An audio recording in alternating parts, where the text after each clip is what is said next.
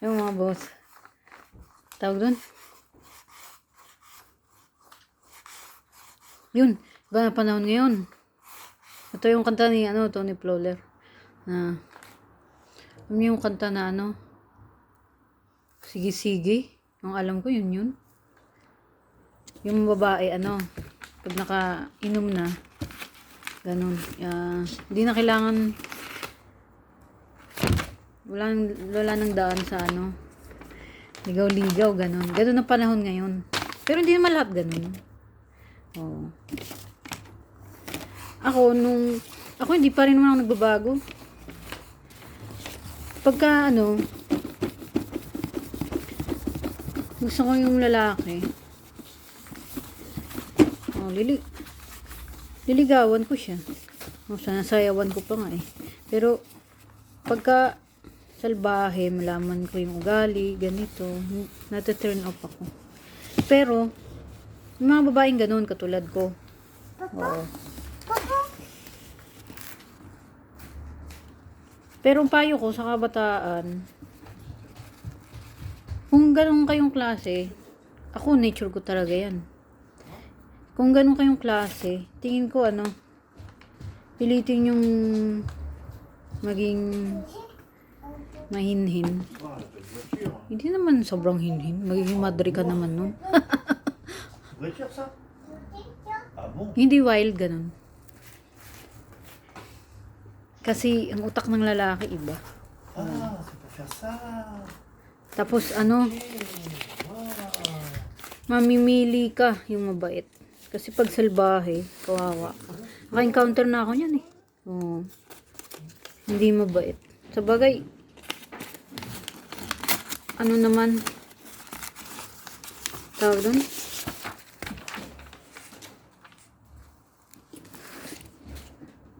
Hindi mo ako nagsisi. Ayoko nang forever ko Pag forever mo pasan. Pag maling tao yung nakasama mo. Tapos tawag doon? Pero ngayon may asawa na ako. Masaya na ako. Mabait ito. Asawa ko pati salita hindi nananakit. Mabait siya. Hindi kami perfecto pero mabait. Happy naman ako. Yun nga, buntis ako ngayon, pangalawa. Pangalawa at huling anak.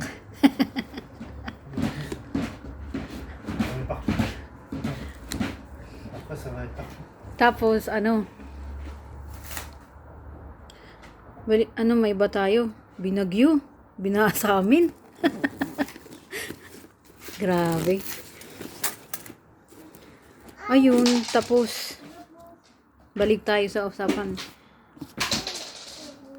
Tawag doon? Ang papayo kong love advice sa inyo si Alpha. Pero Pilipinong lalaki. Minsan pinupost ko kaso kinakalat ko siya kaso limitado kasi ayaw niya ng okay lang yung karapatan niya yun. Ngayon yung makinig kayo sa kanya, mag-subscribe kayo. Karamihan sabi nun totoo. Naalala niyo yung kwento ni Cesar? Yung Pilipino na pumatol sa Pilipino naman silang lahat. Nangyari dyan sa pumatol sa may asawa. Nahuli siya nung lalaki. Tapos tumakbo siya.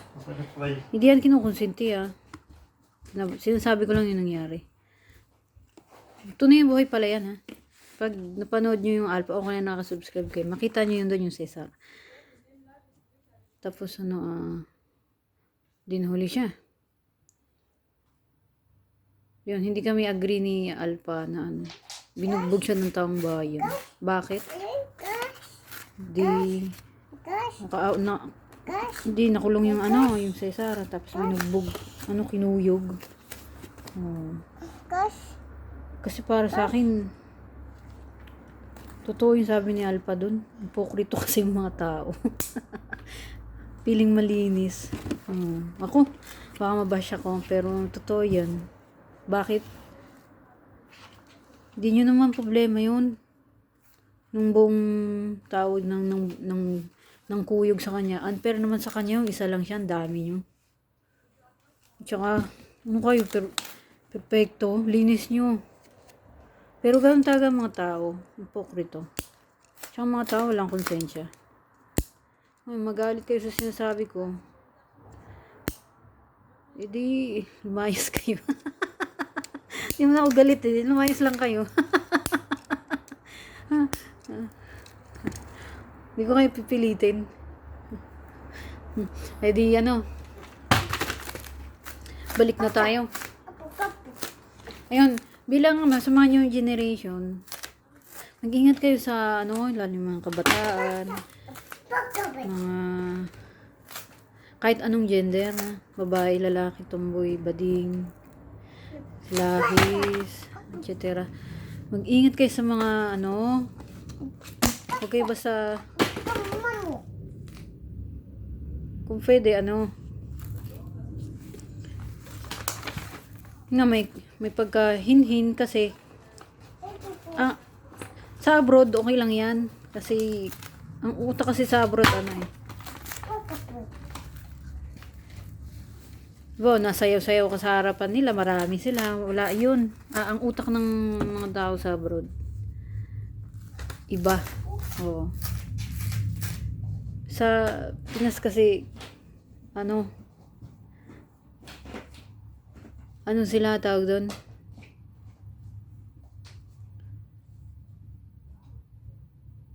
Conservative pa. Pero syempre iba na panahon ngayon na unti-unti na yan. Mga babae na ngayon nanliligaw sa lalaki. Kaya kayo mga babae, pag naglalandi kayo, pipiliin nyo yung forever nyo makakasama. Kasi pagka salbahe, pero maganda yan. Yung halba, bigyan mo siya testing ng test pagka umano yung ugali niya sa test mo na yun. Labas ang ugali niya masama. So dapat medyo rin. Wag naman sobrang hirap. Kasi mamatay kayo sa gutom. Yan yung reality. Panoorin niyo si Alpha. Totoo yun sinasabi niya. Tapos totoo rin sabi niya, panoorin niyo si Alpha tsaka si Jay Chester. Yan yung mga naano ko eh. Sa Love Life si Alpha. Si Jay Chester, ito,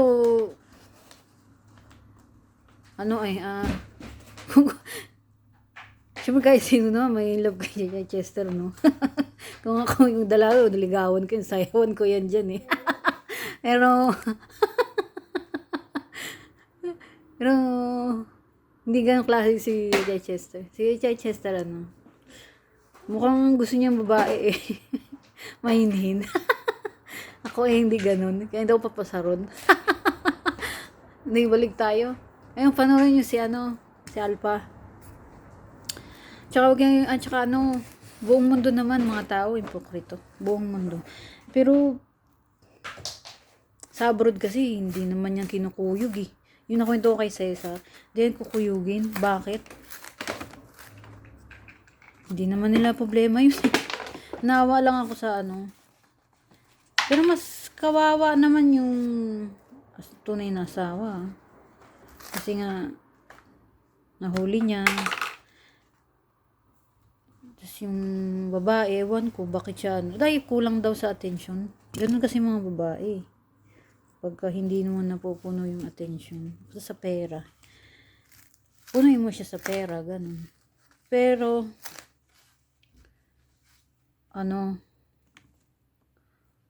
tawag doon, sa abroad, hindi yan talaga eh. Sa abroad, makakatagpo ka ng salbahe talaga. Pero, karamihan, hindi sila mahilig makialam. Ganun. Depende sa bansa yan Diba, Muslim, sobrang higpit. Wag, iba doon. Malayo sa sinasabi ko. Dito kasi, hindi naman sila Muslim. So, hindi yan sila, mahilig makialam. So, hindi yan kukuyugin. Bakit? Nandiyan na yung pulis eh. Di ba, nakuli na siya. Si Cesar, pulis, tapos kukulong na siya. Eh, nakialam pa yung buong Pilipinas. Kinuyog nila. Para sa akin, yun nga, tama si Alpha, sabi niya. Hipokrito kasi mga tao. So, ayun